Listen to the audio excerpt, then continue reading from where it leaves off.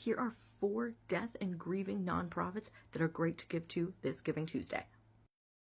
First up, we have Death with Dignity, a group that has been working for 30 years to make sure that we understand our own rights when it comes to making an informed decision about end-of-life care when faced with a terminal illness, including the option of death with dignity or physician-assisted dying.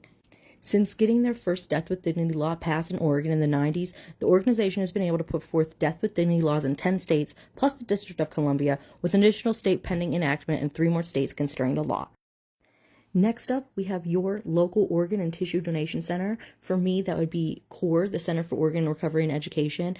These places are the ones who recover organs and tissues for transplant once a person in a hospital has been declared brain dead, and the family has decided to move forward with donation to help those who would otherwise not be able to find these organs.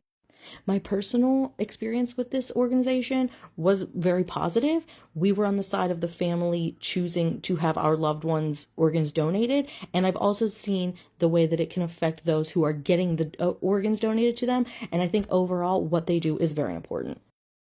Third, we have the Order of the Good Death, which was founded in 2011 with the mission to make death a part of life and help people commit to taking on their fears surrounding death. You guys know it is my top priority to make sure that we are all feeling a little more comfortable when it comes to talking about death. But for the Order of the Good Death, they're not only doing that, they're also introducing legislation on human composting. They offer an annual fellowship to those trying to work towards fixing systemic issues in the death field, and they're also compiling a comprehensive guide to an end-of-life care in each state for the LGBTQ+ community. The Order of the Good Death is a leader in death advocacy, death education, and death legislation.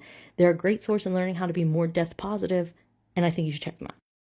And last up, we have the National Alliance for Children's Grief. It's an unfortunate fact that some children are going to experience more grief in their lives than they're prepared for.